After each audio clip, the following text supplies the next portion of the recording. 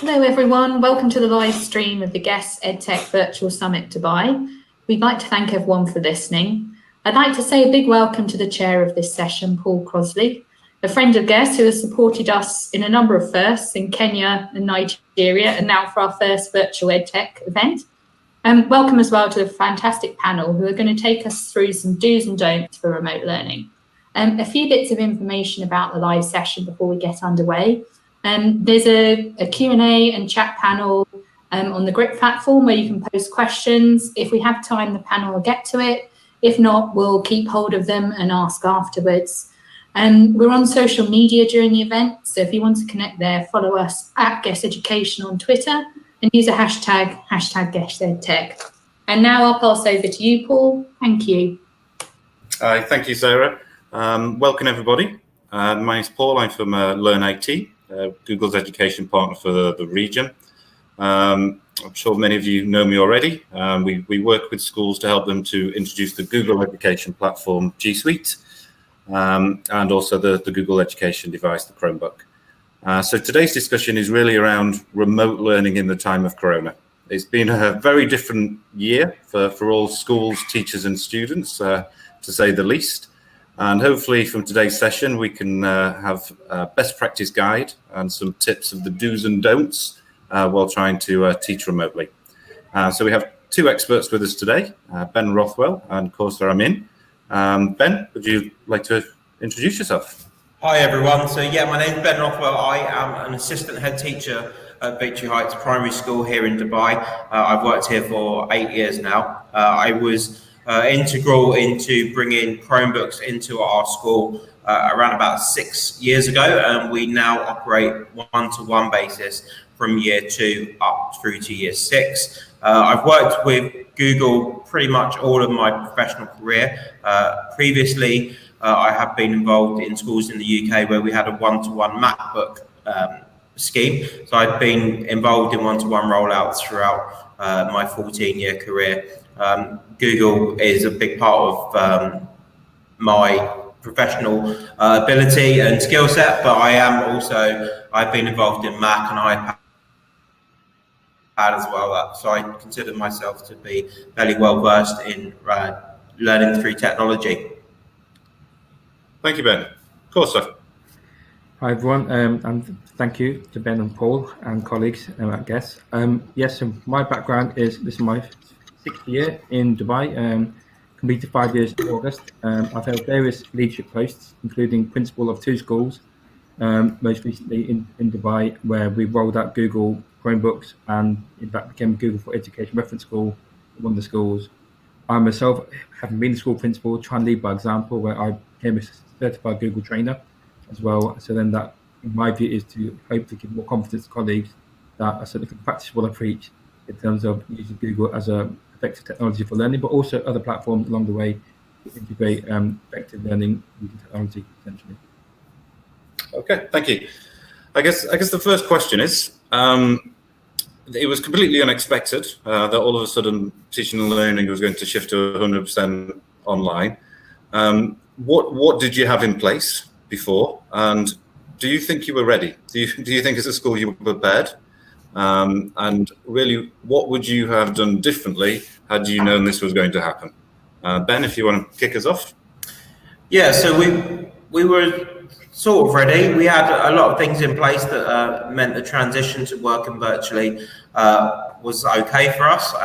One of the things that we had a pretty good rollout already at Chromebooks. So we had year 3 through to 6 last year, and they all had their own devices. So that made things a lot easier for us, that we knew children had access to a device, certainly in those years groups.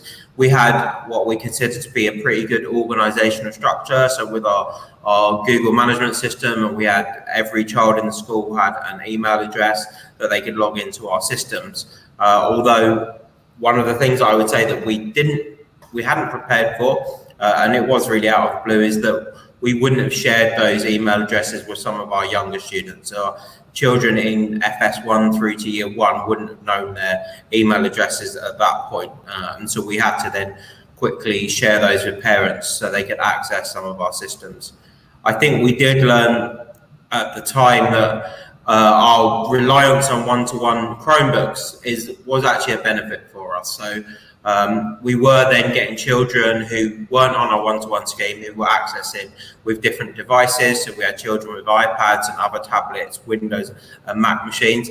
And then the amount of technical support that we were having to provide for those systems trebled as to what we'd even see in school. And it's because obviously then you've got to check the compatibility of sort of programs and websites and things that you're running across different platforms. And so while I'm a Google advocate, I'm pretty agnostic. I think that technology, whether you choose Microsoft, Apple or Google-based technology, I think they all have their benefits. I think you do, for certainly in a school of our context, going down one route and trying not to be a jack of all trades is probably something that I would suggest, because the technical support of having to support multiple different platforms is just something that becomes a massive burden for your technical staff. And we don't have to deal with much technical support with our scheme at the moment. And we've got devices that pretty much all use the same charger. We can roll out updates across the whole school at the flick of a switch. We don't have to then work out, well, how are we going to do this for iPads? What about people with Windows machines and MacBooks? And like I said, I'm agnostic. The platform isn't important, but just having a consistent strategy, I think, is my most important tip. Okay, so fantastic. So I think really the point is having a standard platform, or having consistency across the school. Whatever platform that may be. Absolutely. Kausor, I mean, the same question. Do you think that you were prepared? What did you have in place, and what would you have done differently had you known this was going to happen? Yeah, I think it's an echo in our context. We were both a primary and the secondary school during the lockdown, and certainly I'll echo Ben's point about the younger children, where we had parents attached to the Google Classroom in years 3 and below, so they were essentially co-students and uploading their child's learning, at the same time. I think certainly for the older children, I'd certainly say we were ready, in the sense that I feel the older students certainly are what we would call digital natives. There's no issues with them necessarily going online. It's more, and actually the one thing that we perhaps done differently would be more staff training. We had a very crash course on certain tools, and to obviously advocate certain tools. Like I said, I agree with Ben. There's various effective tools out there, but things like Screencastify, so staff could record their presentation with an audio, so the students got to hear the teacher's voice rather than a sort of standard bot voice for the presentations. We had, I guess, looking back, we could have done perhaps more training in a more perhaps intense way to make sure that both for parents as well, work to get their familiar with how to upload things onto Google Classroom, and for the younger children. On the whole, we're very fortunate that, having had Google for probably 18 months now, particularly Google Classroom, familiarity with the digital infrastructure is probably our biggest advantage. And so the hardware, on the whole, it's Chromebooks, but whatever device they use, it was basically Chrome browser based. So there was no major hiccups that way. But certainly I'd have looked back on one thing we could have done perhaps more and not play catch up on was training for staff and training for parents on certain perhaps the additional tools that we had to quickly integrate to ensure, I guess, where possible, live teaching or blended teaching, hybrid teaching, and all these sorts of pre-recorded, post-recorded concepts that for some parents is a bit of a culture shock. For sure. Okay, I mean, and you mentioned the students as digital natives, and I think we found that the students in some ways have adapted to this style of learning much easier than the teachers and the parents. I mean, on that, what have you found to be the biggest challenges for a student perspective, a parent's perspective, and a teacher's perspective, and how have you overcome that as a school? Ben, if you want to. Yeah, I think one of the challenges that we had is that perhaps our parents weren't actually as aware of the competencies that some of the children had, and so the parents were sort of putting up artificial roadblocks, perhaps, as, oh, my child can't do that, they don't know how to do this, and the child actually is more than capable of doing that. So that was a problem that we faced. I think the biggest thing that we had was the connectivity and being able to sort of maintain connections between the school, the teaching staff, and the children, but in a real way, in a meaningful way, and doing sort of video conferencing and things like that. It never truly satisfied what we're about as a school. That it's very difficult to maintain that sort of honest and truthful and loving and nurturing approach that we're about. So that really was the thing that we found the most difficult, that we didn't have the connections with the children that we would have wanted to, and we were putting things in place, and we put a lot of virtual events and things like that to try and maintain connectivity, but it was extremely difficult, and still even now we face with the children who are outside of the school. We have a small cohort who is continuing with distance learning, that it's just a worry and scenario that we've got these children that we really want to make connections with. We really want to weave our magic into their day-to-day life, and it's just through digital platforms, through remote learning, it's just very, very difficult. Okay, and Kausor?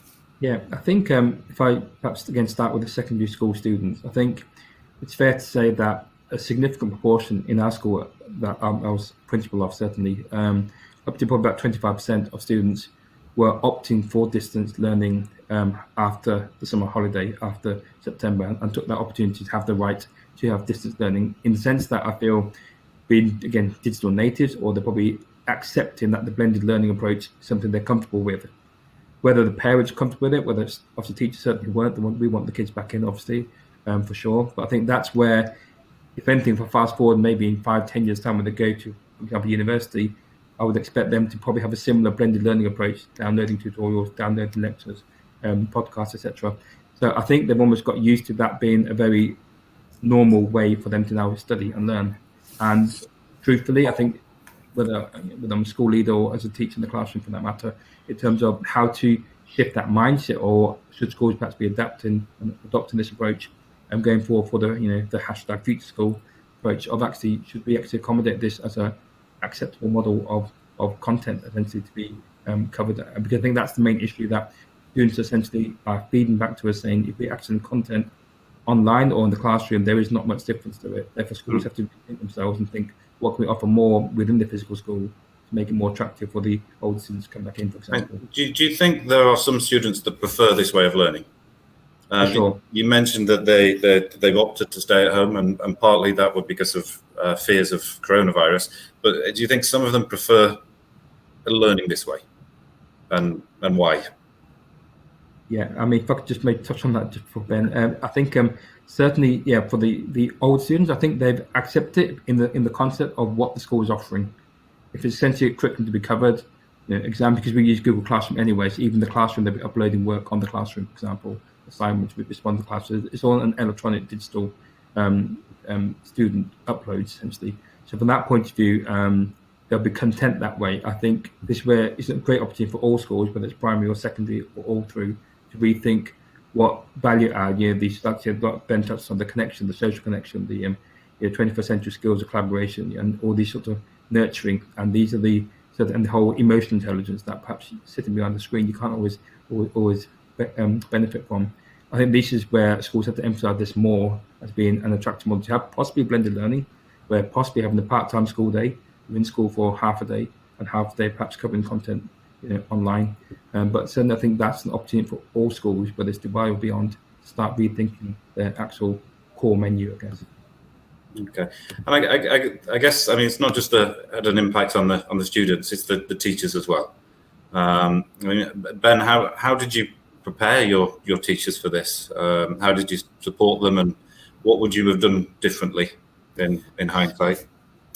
Well, yeah, we didn't prepare them. Unfortunately, we helped them out very quickly as soon as it happened, and staff training, as Kausor mentioned, is hugely important, and it was very difficult because we were doing it on the back foot. We did have a lot of systems already in play, and our technology use has been fairly consistent. There were certain platforms that we implemented along the way that we had to do some training, but actually there are quite a lot of really good tools, things like Loom and Screencastify, where we can actually share out training pretty easily. And in hindsight and moving forward, a lot of our CPD probably will take that sort of shape in the future, because it can be more differentiated to the different needs of our teachers. And similarly with some of our teachers probably would say they preferred teaching from home. Not a vast majority of them, but some of them did enjoy doing that, and for whatever reason that is, that's not for me what I got into teaching for, but some people found that the flexibility of being in their own space and the comfort and things like that was a benefit for them. And in fact, I can see possibly the benefit of some sort of part-time approach, as you mentioned, in terms of half days or something like that. I think certain teachers would revel in that sort of environment, and some teachers might gear themselves up in the future to be in online-based teachers. I think that now that we've seen that it is possible for schooling to take place through whether a hybrid or blended approach or fully online, I think there will be positions that come up in the future where teachers might become wholly online-based learners. And if that suits your mindset and how you want to go about being a teacher, then great, and all credit to you. Yeah, in terms of challenges, again, similarly as what I mentioned with the children, the connectivity. Like I enjoy being able to walk around the school and drop in on classes and other teachers and have those chit chats, and it's a lot more difficult when you're doing it virtually. And we have things like virtual staff quizzes and things like that, and that's great to a limited degree, but it's not the same interaction where you can just stop someone and just, how you doing, and just have that 1 or 2 minute just catch up, and it was hugely different to that, and that's the thing that I think our staff and the majority miss, just having someone that they work with, and our children very much the same, just missed having friends that they were able to see day in, day out. I mean that's very interesting, because we a lot of the schools have introduced the tools to teach remotely online, and it's very much teacher driven, and the students kind of listen. It's not quite the traditional chalk and talk, but it's very much the teacher is still leading the lesson. I mean, do you think there's scope really for allowing the students themselves to be able to communicate and talk with each other using the tools, so they still have the opportunity, if you like, to have those friendship groups as they would in a classroom? Yeah, I think certainly with our old students, I think the features on Zoom and the breakout space, I think Google Meet had a similar upgrade, I think, as well in summer term, where it allowed students to essentially, have the virtual space to collaborate, to discuss. Not just for learning, we were very keen, particularly around the care and guidance and the peer mentoring, the student voice, have their space and their own classroom, for example, Google Classroom, to have that opportunity to connect. I think, again, the key point valid here, I think it's a fine line between being able to connect how we are now, for example, where if 3 of us were sat in a room, I think just it would be more spontaneous, perhaps more organic and more authentic. I'm not saying that we're obviously faking it now, certainly not, but certainly I think, that's the key purpose of schools, that I think because of the emphasis on the accountability measures for outcomes, that schools have been very much tailored around ensuring high quality academic outcomes. It's perfectly reasonable to have that as the core basis. However, it's the key around that is the social development, the diversity, the appreciation of each other's views and values and cultural heritage, etc.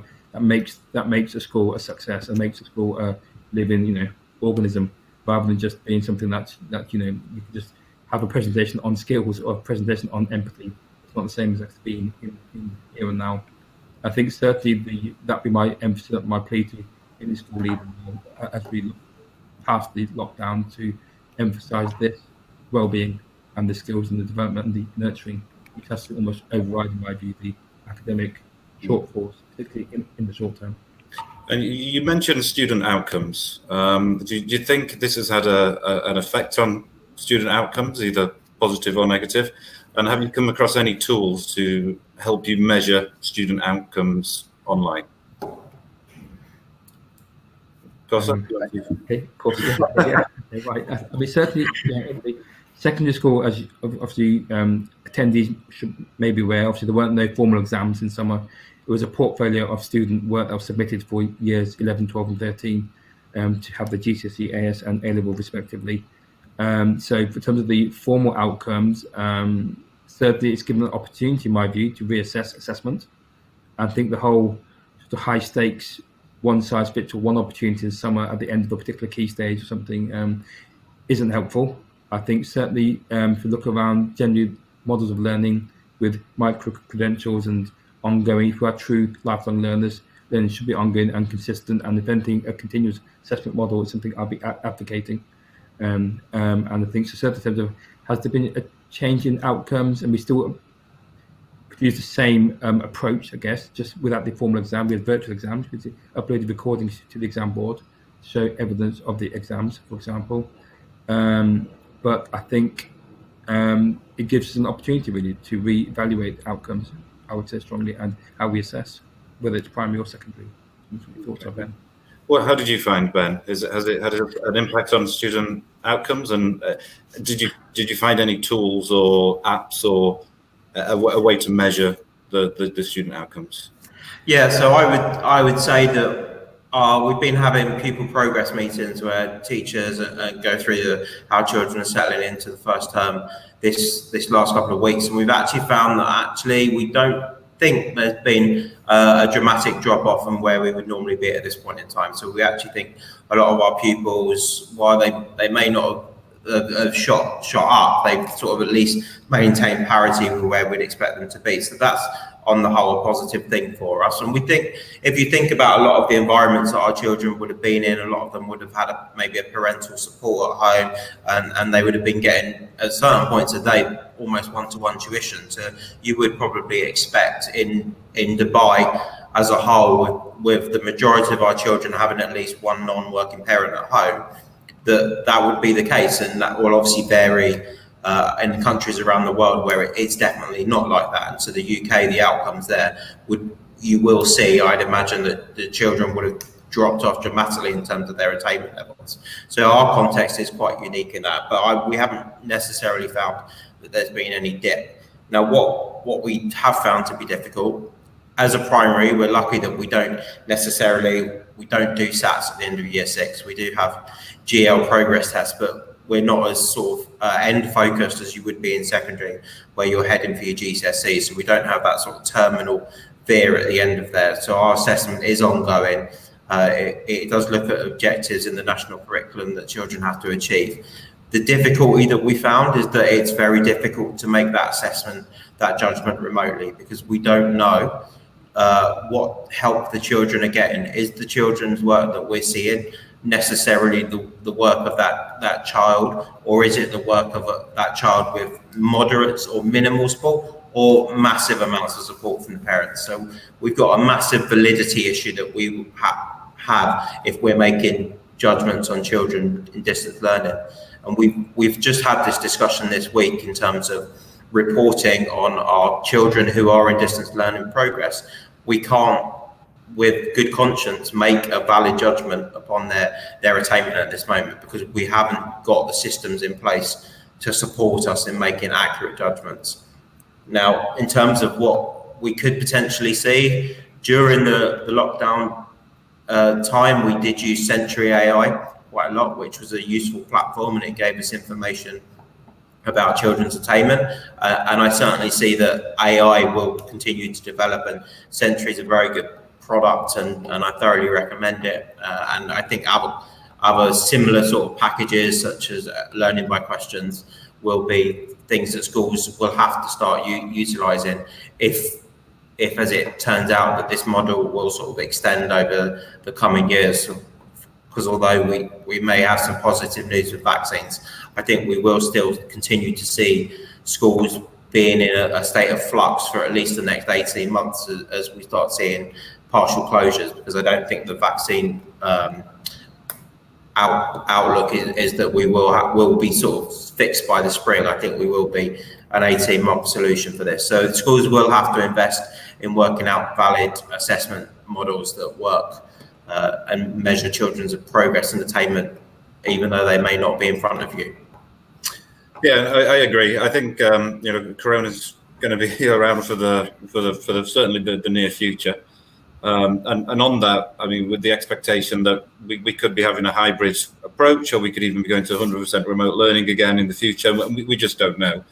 I mean, what plans have you kind of put into place? What tools are you hoping to introduce? I mean, what do you feel the direction that the school should go in, and what kind of technology and applications that you would like to introduce over the next 12 to 18 months to help with hybrid and remote learning? Ben?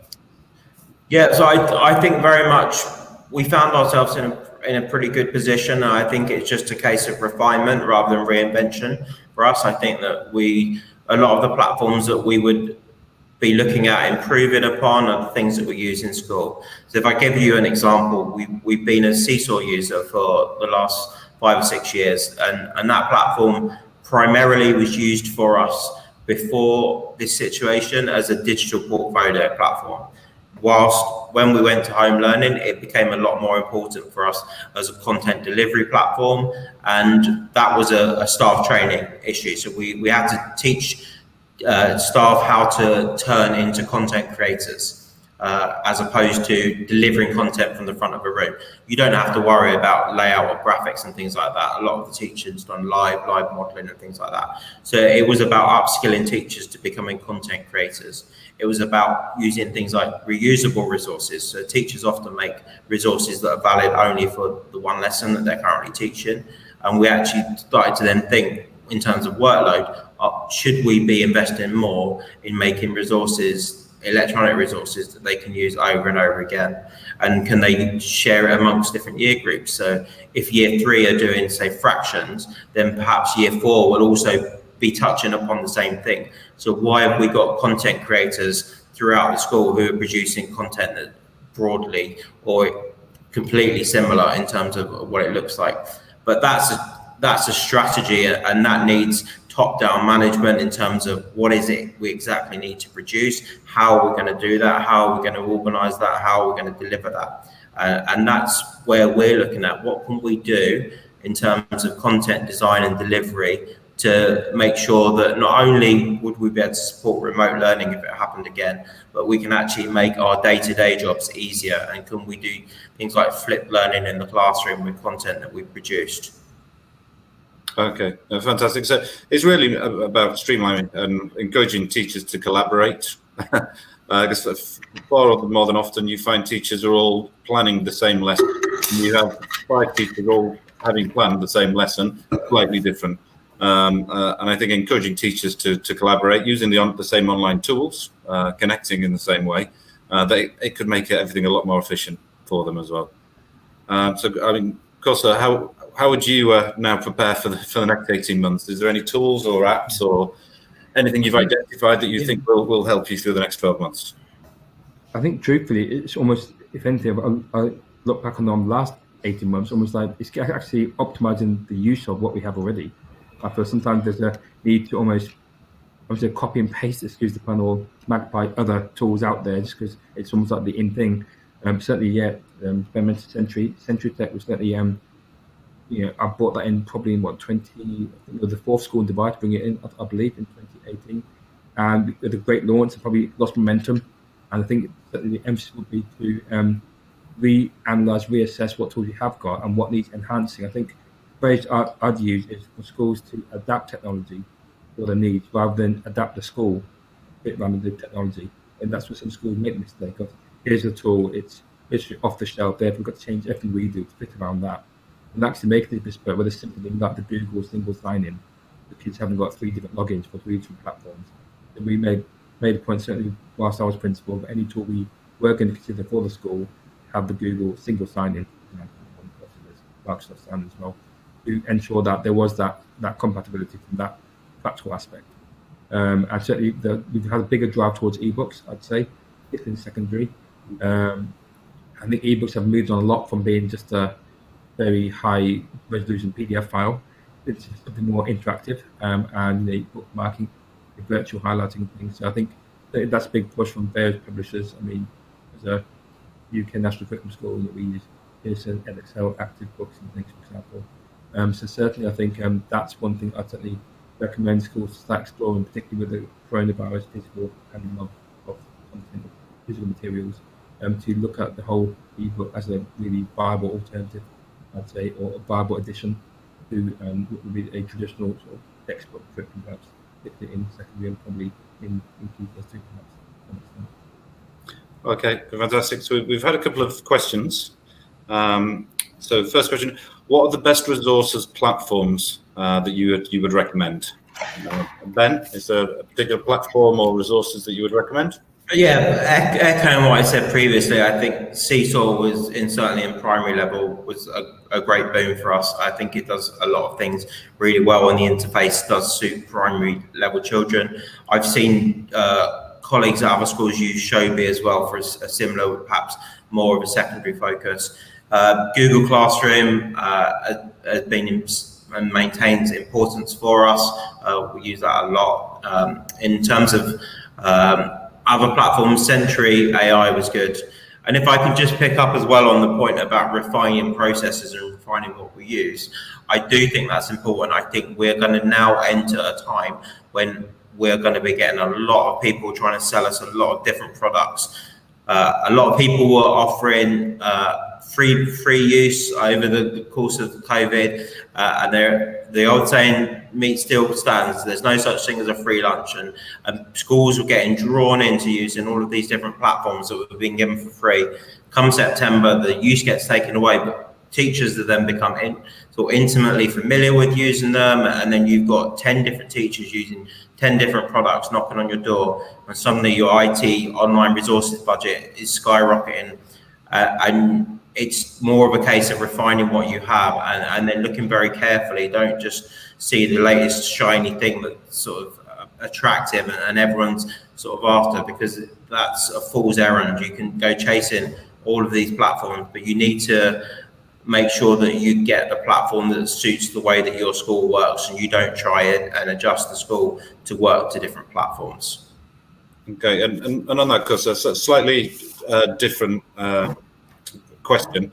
So obviously when students are working from home and remote learning, everybody needs a device, whether that be a mobile phone, a Chromebook, a Windows device. I mean, what would you recommend from a device perspective? Should it be bring your own device? Should it be consistency across all students? Yeah, and I think that touched on the wider point about safeguarding as well. I think having we went down the Chromebook route, the official Chromebook route, from the device enrollment aspect as well, and that allowed us to almost educate parents as well, to say that this is the better approach because it allows more safety, security features, that it's all consistently deployed across the year groups. Possibly the older students have access to certain websites that perhaps younger students don't, for example, have a very bespoke setting within there for each cohort and community of users. I think obviously during the shutdown, it was hard to have that message, I guess, transmitted, because parents already had, well, my child's got XYZ device, therefore we can't go ahead and purchase a device from the school, for example. But certainly coming back after the reopening, that's been our huge focus in September, to ensure that all students have the consistent device, which in our case was the Acer Chromebook, and it worked for us in our setting, certainly. And I think it gave more confidence. Parents understood the value of it, rather than just trying to log in through a browser on their own device, which then they complained that the child was often on YouTube or something till 10 p.m. at night or something. And I'm saying, well, have you gone for the school? That's a device we could control the access settings and obviously ensure safety and safeguard the child. Yeah. So, do you think really it's the school's responsibility to help safeguard the students using the technology equally at home as they would in school? Because in many ways in school that's covered. There's only certain provisions, only things they can access. But at home they could have open to any applications on the internet. How did you manage it as a school to safeguard them while using devices at home? Yeah, I think it's a very fair point that we need the partnership with parents ultimately, because we can have set settings on the device itself, but if child, for example, got their own phone, which is not up to a school issued device, personal device, we'd also educate the parents on about having their authority in the house to ensure that devices are managed accordingly and appropriately. I'm not trying to say they can't use other devices, but devices that aren't under our official domain, we can't be obviously legally responsible for what they access on those devices. But there's an area of responsibility and parental, I guess, trust that we expect them to support us in what we're trying to say in terms of the key messages going home, because I think, it's not our domain as a school, but I think we should take the lead in safeguarding, educate both parents and students on the safety. And what we did, for example, we turned off Google Meet during the summer holidays on the student devices. They couldn't have their own virtual social gathering during the summer holiday, because there was no need to having had since the 14, 15 weeks of online screen time, having a digital detox, something that I certainly encouraged in July for parents to have that reconnection we mentioned earlier, and that connectivity with the family households. We deactivated, for example, Google Meet. But I think, no, certainly it's not the school's responsibility for home, but I would say it's having that trust and parents subscribing to having a school-issued device or a device pledged for school, and then have the guidance set. And we had an online agreement with the parent and student that they sign through a Google form to agree to the terms and conditions for safe digital learning. We had a safeguarding virtual learning walk. So with our safeguarding leads, we go into Google Classrooms and into Google Meet, and this is expected, and essentially do random checks on what's happening, essentially. And that also gave that sense of confidence that it wasn't just a case of leave the kids to it with the teacher. Actually, there was other senior staff members who go in and have to check on things. Okay. Also, I mean, how did you manage assessment online as well? Is there any particular applications that you use to assist with assessment virtually? Is that to me or to Ben? Yeah, Kausor, sorry. I think Ben touched on this one a little bit before. Sure, yeah. I think there wasn't any particular tool we used other than, what we essentially, rightly or wrongly, I guess when I look back on it, tried to reproduce the end of term experience that they would get normally. So it was essentially the handwritten exam paper with cameras on, so virtual supervision. We assigned 10 students and 2 staff members in one classroom for an hour's exam, particularly in secondary, 7 to upwards, and then they'd have 10 minutes at the end to essentially photograph and upload their assignments, which would then be obviously marked digitally. So that's the way we created a portfolio of assessments. So we didn't do anything innovative that way, other than safeguard, at least give the confidence that the students, their cameras on, so they couldn't wander off and go and Google or something, excuse the pun, to try and find the answers, and had to do the paper. And we even had training for the kids to show that the camera will be approximately half a meter away from the table. You can see the hand at all times as well, and them actually writing and not leaving the room. And it worked in one sense. We had a few plagiarism issues. There was one student who, unfortunately, had a follow-up conversation, but they were definitely probably having assistance, as Ben touched on, whether it's a parent or somebody. And that probably goes back to the more wider issue about assessment generally, these high-stakes assessments. I think it's an opportunity for us as a system to reevaluate how and why we should be assessing, at that single point, and the pressure and the fear of failure, and to the risks students take to obviously essentially cheat or game the system. But essentially, we had the evidence to show parents that the child was wandering off the camera, conveniently turned off a couple of points, and they took perhaps more than 10 minutes to upload their work. We're not so sure, and we gave them a chance to retake their assessment, things to a second opportunity. Yes, there wasn't any particular tool we used, other than obviously Google Meet, the camera, and various scanning software, I guess, like Cam Scanner, that was just a couple of stuff. But it gave us a portfolio of learning, which I think was the key thing, to give students that confidence that all the learning pre-lockdown counted.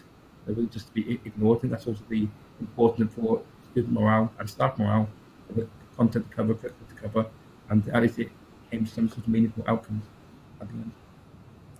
Okay, no, fantastic. I think we're running a little short on time, so last question. What are the 2 things or 2 recommendations that you would recommend to a school, whether that be an application or a device or whatever it may be? What 2 things would you say are key and you would recommend to other schools? Ben, if you want to kick us off. Okay, so I think it's very important that you have a very comprehensive digital strategy that you work together as a team within your school to develop, and that says what your aims and objectives as a school are with using technology, what technology you use, what technology you don't necessarily use, and you need to obviously be agile and flexible. There were times through the distance learning times when we changed our mind. We moved from Google Meet to Zoom, for example. That was an agile switch. to meet the demands, and the fact that Google Meet didn't do some of the things he wanted. But I think if you can tie as much of that up in the digital strategy and make sure that you're working towards those aims at all time, that's ultimately the management and the coordination that you need. I think it's very easy to do it on an ad hoc basis, and that's where you start to become unstuck. So you even things as simple as like, what domain are the students going to be logging in under, what's their email domain, how are you giving those names, what are you assigning so they can do the single sign-on, what applications are you asking them to install on their Chromebooks, whether it be through the extensions or the Play Store. You need to make sure that you've got a lockdown on that. If you are the person in charge of the digital strategy at the school, you need to make sure that you know exactly what's happening, what teachers are using. You need to survey your teaching staff to find out what it is they want to do, what their objectives are, not just what app they want to use, because teachers will come to you and say, I want this app, and you need to slow them down and say, what do you want to achieve? Let's talk about learning, let's not talk about apps. And we're nowhere near we were in the gold rush of the iPads first being launched, where it was just App City and apps, 150 apps on every iPad in every school. But we're still kind of there that people see something shiny and they want it, and it doesn't really matter what the learning outcome is. It's just, well, this app looks great. So there are some really good apps out there. I'm not demeaning any app or any website, but you just need to be clear what it is you're trying to achieve rather than what it is you're trying to use. Yeah, so it's really about having a kind of a set platform and strategy, and really adding things that are only going to add value to your strategy. Rather, like you said, rather than going for the shiny thing that maybe add very little value, but maybe look nice. Yeah. So thinking it through and linking it to your overall school strategy. I mean, just on that, I mean, some schools have had, they have a 6 months, a 1 year, and a 5 year IT and technology plan. Do you think COVID's now changed that? Do you think it's going to speed things along? Or? Yeah, definitely. I think the recognition is that you'll have to be more agile, and I think as well with technology developing and the growth of Moore's law and the amount of transistors and the speed of machines, we aren't anymore at a 5 year strategy yet. You have got to be more agile, but you do need to have some sort of long-term vision. And whether you might not necessarily define particular machines or processors or things like that, or even software, because software can change from day to day, not even month to month. It can be day to day.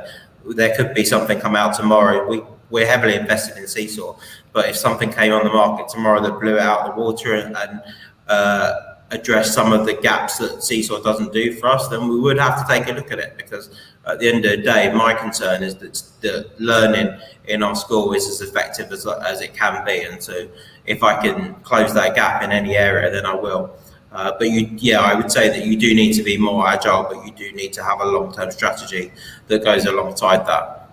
Okay. Oh, fantastic. Thank you, Ben. And Kausor, the same for you. What kind of 2 things would you recommend to any school? Yeah, I mean, if I gave a specific example, like on where we were school on a very modest budget, certainly the Google Classroom app, that was our spine. That shadow of a doubt, the one specific thing that really worked for us in our context.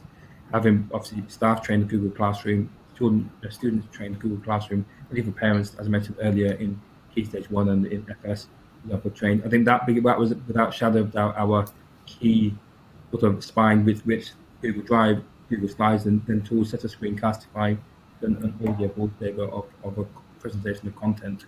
I think we really built everything around that, truthfully. Organically, that was definitely the way that we went about it. But doing anything differently, probably the approach or the order of certain things, but certainly Google Classroom was without shadow of doubt one thing I'd recommend. Then to obviously complement the actual software, so to speak, with the hardware, Chromebook, if managed properly, I think that's Ben's key, absolutely, the strategy. Ensure that you understand you don't just get a Chromebook because it's just a Chromebook, that you log in with a Gmail account, actually going at the back end, having competent people, and that can be challenged, having competent technicians around you to support you in the actual setup, having training Google partners, Learn IT, for example, having people around you to have that sense of setting up the domain, the back end of things, which can make things so much easier.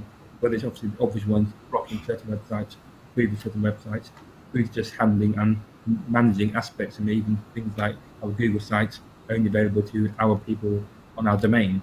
We have a school intranet run by the student council, who is then the content is safeguarded within users on our domain, for example. So certainly, I think that's what I'd recommend for sure if I was to advocate one that really worked for us in the school with a very modest budget. Hardware can vary for sure, but I think Chromebooks are good and affordable solution for us.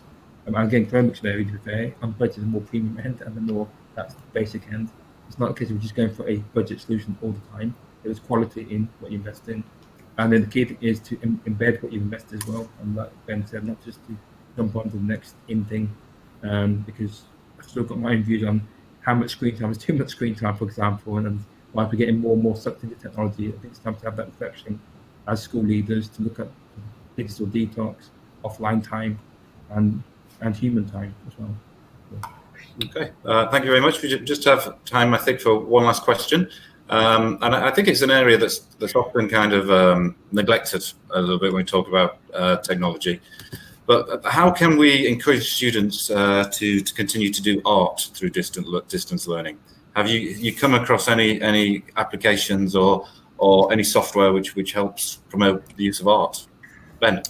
Yeah, so we do digital art. Photopea is outstanding free website that you can use that replicates Photoshop in terms of its interface and features, probably Photoshop CS3 level, and it's free in the browser, photopea.com. So we do a lot of things as the computing specialist in the school that delivers lessons on computing. I share a lot of lessons using that, and that's a great technology. In terms of something the more traditional, pen and paper, during the lockdown, our art teacher did a draw-along, and that was done on YouTube, and it was live streamed on YouTube, so the teachers could look at it, and she talked them through in the space of about an hour drawing a particular creature, and that's a very innovative way of approaching that, and the children absolutely love that. Okay, thank you. Sarah, are we out of time? Or Yes, we are now. Thank you so much. That was great. I think there was loads of tips and advice for educators, which is brilliant. If you'd like to connect to any of our panel, you can do so on the networking system on the event platform. We'll also post on the chat box Paul's email and Ben's Twitter details if you want to connect with them there. Someone asked as well about recordings. They'll be available in the GRIP platform for a month after the event. Yesterday's are all available, and we're in the process of adding the sessions from today. Don't forget, our next session is coming up in about 10 minutes. We've got a great panel from McGraw-Hill about how blended learning can foster equity. Thank you. Bye. Thank you, everybody. Thank you. Take care. Bye-bye.